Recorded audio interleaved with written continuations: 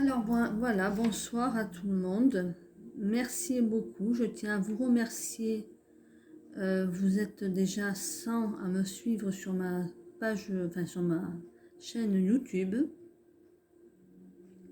Et je vous avoue que je suis ravie. Je n'attendais pas tant. Ça me fait très plaisir. Je vous en remercie. Euh, Aujourd'hui, enfin ce soir plutôt, j'avais envie de vous parler de Rocamadour. Parce qu'en fait, je lis un livre que, toujours pareil, c'est un livre que j'ai trouvé sur cette fameuse brocante, sur les hauts lieux énergétiques en France.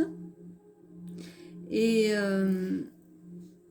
il se trouve qu'il y en avait un donc, sur lequel je n'avais pas réalisé que c'était un lieu énergétique. C'est Rocamadour, que j'ai visité très jeune avec mes deux sœurs.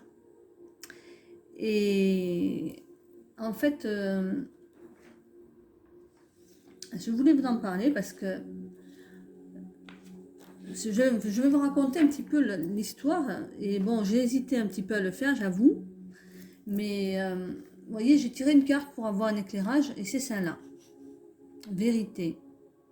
La meilleure façon de traverser ton épreuve actuelle est de dire la vérité.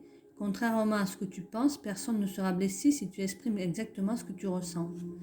Et donc, c'est un petit passage de ma vie que je vous donne. Et j'hésitais parce que je ne dévoile pas forcément ma vie ou ce que j'ai vécu.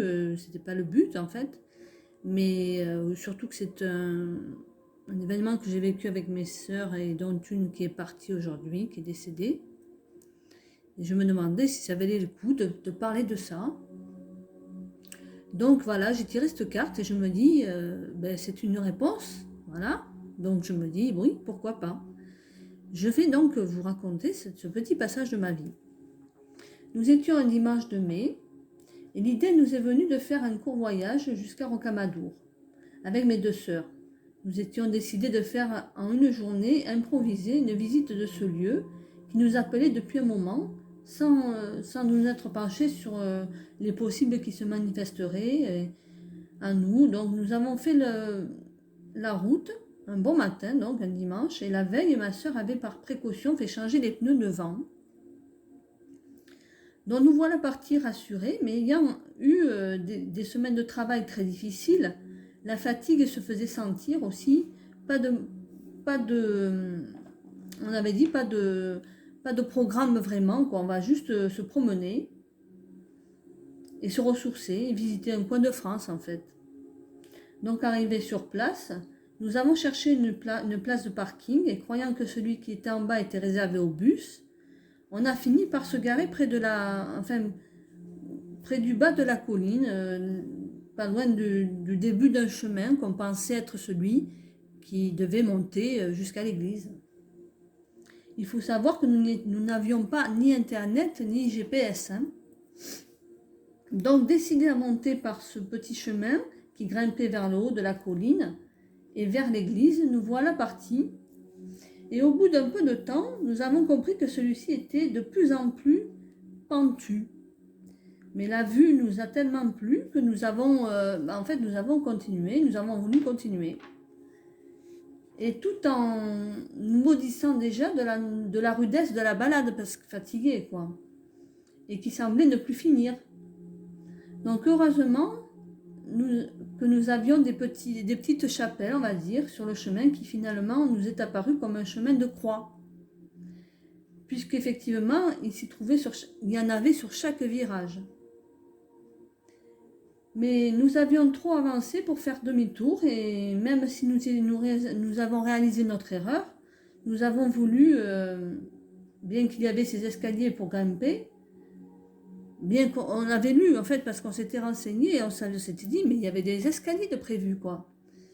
Mais bon, nous étions en train de faire le chemin de croix en fait. Et c'était le plus difficile. Et ça, c'est sûr que mes deux sœurs qui souffraient, elles, une des genoux et l'autre des poumons de fumeuse, on va dire.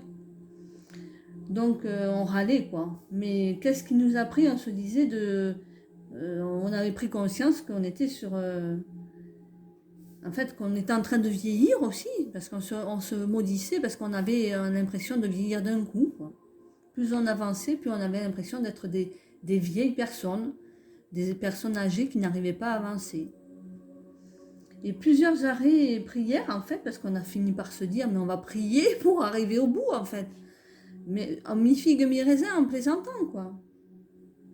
Et donc, on a dit, on va prier pour arriver au bout, et nous voilà enfin sur place, sur la place. Et un peu écœuré de voir que finalement, après notre fatigue, quoi, les escaliers sont de l'autre côté, effectivement. Nous n'avons pas traîné et nous sommes rentrés par l'escalier, donc.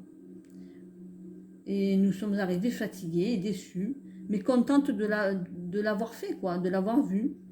Sous un cycle... En fait, on n'avait pas compris, mais sous un angle plus mystique. Et finalement, on l'a vu, oui, finalement, sous un angle plus mystique. Mais en fait, c'est comme il devait être vu. C'est ce que je réalise aujourd'hui. Bon, car en fait, le lendemain, en fait, sur la route, j'avais signalé à ma soeur un cloc-cloc qui nous suivait, un bruit. Et je lui dis, mais il faut vérifier ta voiture, quoi. Elle me dit, mais en colère, mais c'est ce que j'ai fait, les pneus sont changés. Elle m'a répondu, non, c'est fait, il n'y a pas de souci. Et enfin, lorsque nous avons fait vérifier le lendemain la voiture, on a eu la désagréable surprise de voir que la roue était très très mal vissée. Et donc, on a réalisé que ce chemin de croix était là pour quelque chose et qu'on a été protégé. On a fortement été protégé parce que, bon, je ne vous raconte pas la colline, et pour grimper jusqu'à Rocamadour, la route à l'époque était très très dangereuse. Il y avait énormément de ravins, c'était une route pas très sûre. Donc on a eu la réflexion, on s'est dit, bien là au moins c'était pas notre heure, voilà.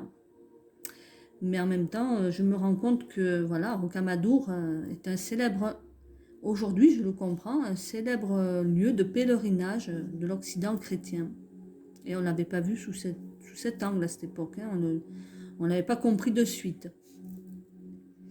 Donc j'en profite pour vous lire sur ce le petit passage qui ne dure pas très longtemps sur Rocamadour, la région de Rocamadour. On vous dit que Rocamadour, le deuxième site religieux le plus visité en France après le Mont Saint-Michel, situé au milieu du Haut-Quercy, la cité de Rocamadour domine la vallée de l'Alzoul,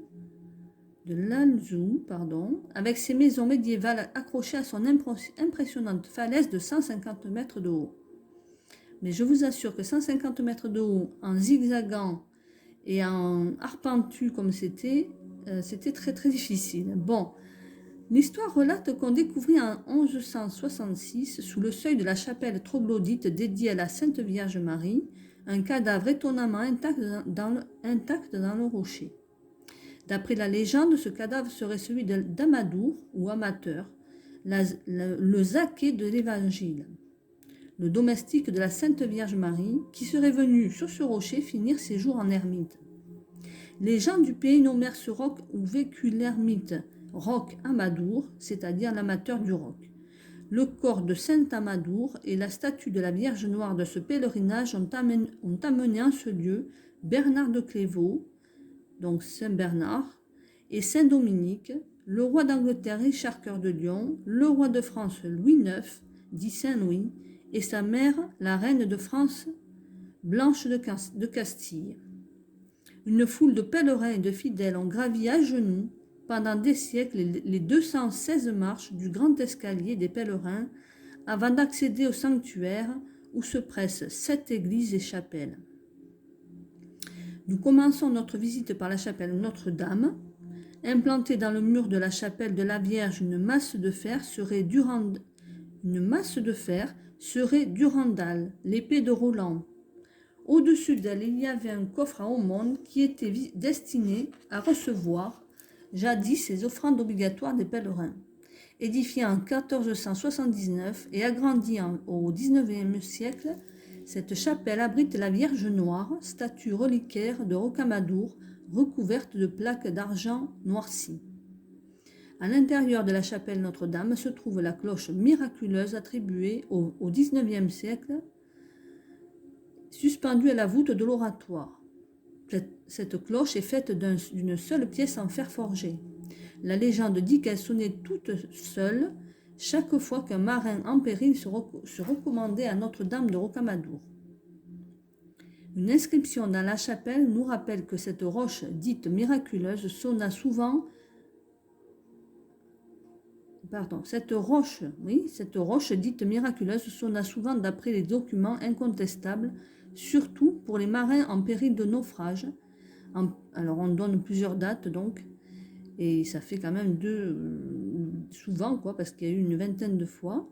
De nombreuses dispositions de marins en péril secourus relatent le jour et l'heure auquel les habitants de Rocamadour avaient entendu les sons de la cloche miraculeuse. Et en février 1536, le marin Jacques Cartier et ses compagnons atteints du scorbut obtinrent leur guérison près de la rivière Lair, en Nouvelle-France, c'est-à-dire en Canada, après l'invocation à Notre-Dame de Rocamadour.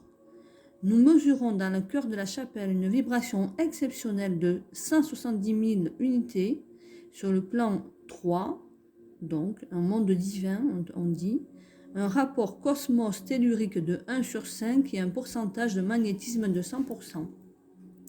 Nous y mesurons également la vibration couleur vert positif magnétique, qui est la vibration d'un lieu sacré. Pour visiter Rocamadour, vous pouvez monter en voiture jusqu'au château par la route des Crêtes, donc la route des Crêtes effectivement. Laisser la voiture au parking et descendre visiter le sanctuaire par l'escalier ou par l'ascenseur. Mais il n'y avait pas l'ascenseur à l'époque, hein. Ça je vous confirme. En soirée, nous allons visiter Sarlat. Bon, après, il vous donne quelques indications pour le Périgord. Bon Montbazillac et foie gras, donc voilà. donc c'est assez curieux, quoi, parce que bon, ça a été un lieu vraiment de culte et nous l'avons visité sous un angle de culte, on va dire, parce que voilà. Il est vrai que quand on le fait comme un vrai pèlerin, ça marque. Donc, et ça marque, et c'est surtout là où ça vous marque le plus, c'est quand on se rend compte qu'on est protégé, évidemment, par beaucoup de gens au-dessus de nous. Voilà, je tenais à vous partager ce petit passage de ma vie et cette lecture, même si c'est pas toujours bien lu, parce qu'effectivement, sur le coup de l'émotion, des fois, je bafouille un peu, mais j'apprécie de vous le lire, donc j'espère que vous aussi, en tout cas. Et je vous remercie d'avoir écouté. À très bientôt, au revoir, et merci pour les pouces.